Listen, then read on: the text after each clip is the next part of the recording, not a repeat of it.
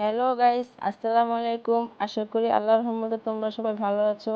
তো আজকে আরেকটি জমজমাট ব্লগ নিয়ে তোমাদের সামনে হাজির হয়েছি। তো ব্লগটা পুরোটা দেখো আর আমার সাথে থেকো। এই যে আজকে আমরা বাসায় করেছি পিকনিক।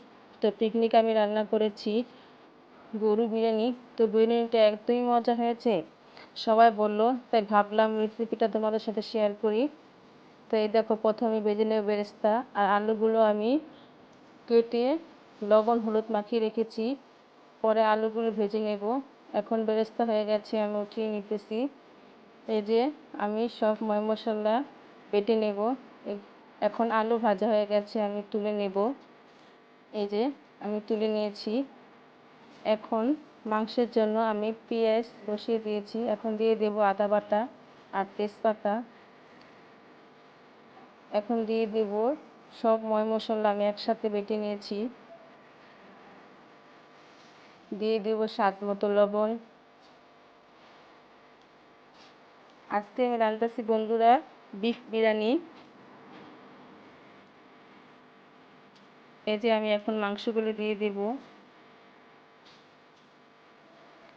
বন্ধুরা, তোমরা একবার হলো বাসায় ট্রাই করবে, আর ভিডিওটা ভালো লাগলে লাইক কমেন্ট শেয়ার ও সাবস্ক্রাইব করে দিবে।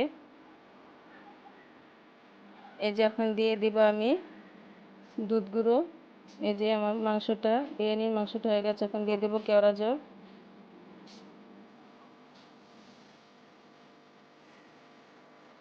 এখন আমি দেখো কত বড় একটা হাঁড়ি বসিয়েছি আমাদের বাসায়, সবাই পিকনিক করতেছি আমরা। এই যে এখন দিয়ে দেব আদা বাটা। পেঁয়াজটা আমার কষানো হয়ে গেছে।